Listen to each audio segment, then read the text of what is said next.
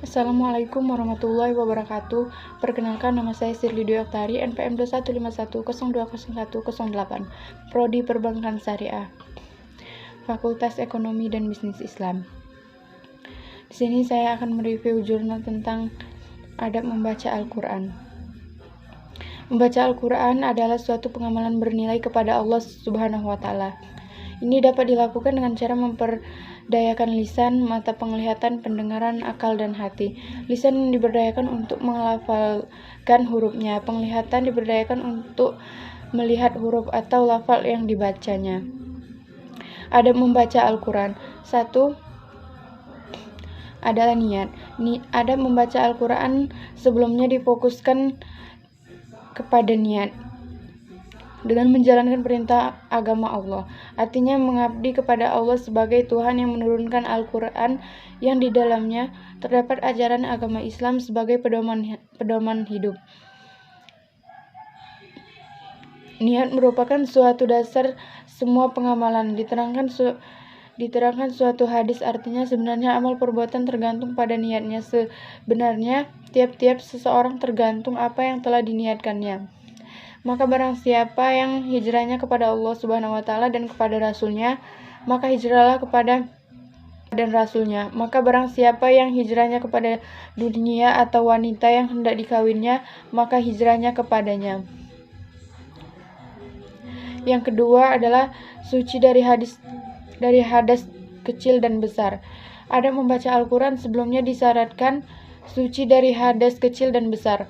Artinya, bagi seseorang membaca Al-Quran tidak menanggung beban berupa hadas kecil yang diakibatkan dari perbuatan buang air kecil dan buang air besar, serta keluar angin dari dubur.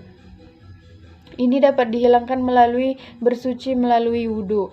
Membaca Al-Quran bagi seseorang yang menanggung hadas besar yang diakibatkan karena keluar air mani atau bersenggama, ini dapat dihilangkan dengan bersuci melalui mandi junub.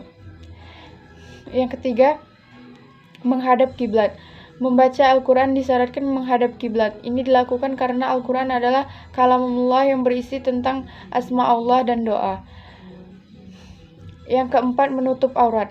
Membaca Al-Quran disyaratkan menutup aurat bagi yang membacanya. Menutup aurat merupakan sikap wirangi seseorang yang walaupun belum ditemukan nas Al-Quran atau Al-Hadis yang memerintahkannya. Yang berikutnya, pakaian bersih dan suci. Pakaian merupakan sarana menutup aurat, supaya aurat seseorang pembaca Al-Quran tetap suci, ditutup dengan pakaiannya yang bersih dan suci. Pakaian yang bersih berarti pakaian yang tidak terdapat halangan yang melekat padanya. Sedangkan pakaian yang suci adalah pakaian yang tidak mengandung sesuatu yang dinilai najis oleh hukum syara.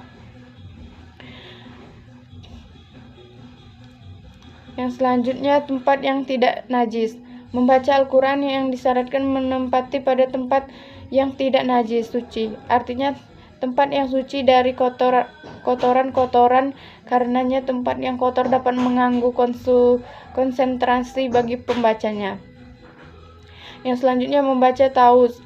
Membaca Al-Quran disyaratkan membaca taus sebelum membacanya, karena taus merupakan lafaz yang berisi doa, memohon perlindungan kepada Allah dari godaan syaitan dan jin bagi orang yang akan melakukan suatu pekerjaan.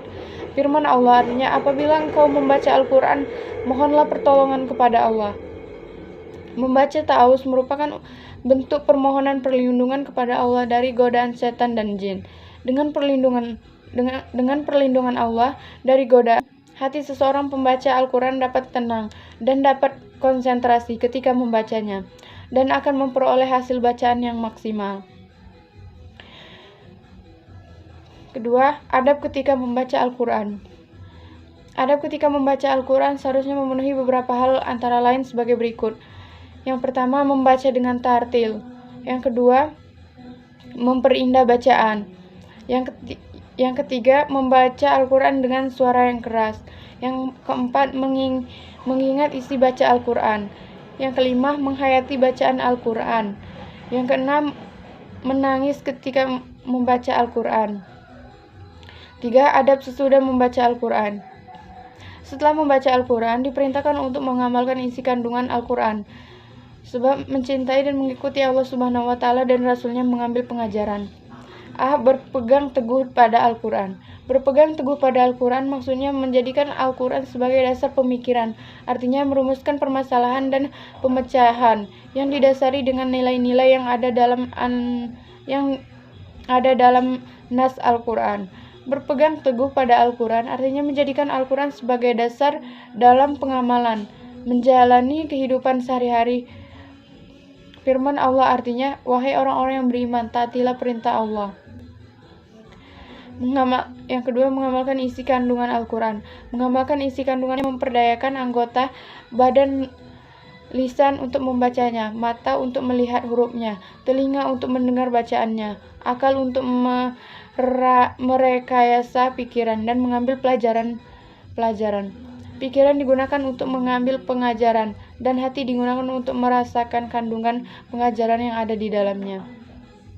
Yang ketiga, mencintai Allah dan Rasul-Nya. Maksudnya adalah adanya perasaan yang cenderung mentaati perintah Allah yang tercantum dalam Al-Quran dan perintah Rasul yang tercantum dalam Al-Hadis.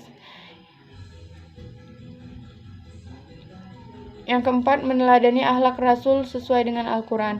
Meneladani akhlak Rasul dengan cara mencontoh terhadap perilaku Rasul dari segi perkataan dan sikap terhadap Allah dan sesama manusia dalam kehidupan sehari-hari. Yang kelima, muhasabah. Muhasabah artinya merenungkan diri dari amalan-amalan yang telah lalu dengan cara mengangan-angan dengan pikiran dan perasaan untuk memikirkan diri merasakan perilaku ketika dilakukan sesuatu amalan tertentu. Jadi, kesimpulannya, membaca Al-Quran adalah suatu pengamalan yang bernilai ibadah kepada Allah Subhanahu wa Ta'ala yang dapat dilakukan dengan cara memperdayakan lisan, mata, penglihatan, pendengaran, dan akal dan hati. Membaca Al-Quran merupakan perintah Allah dan Rasul-Nya, sehingga diperlukan untuk itu ilmu tentang tata cara membacanya agar terhindar dari kesalahan.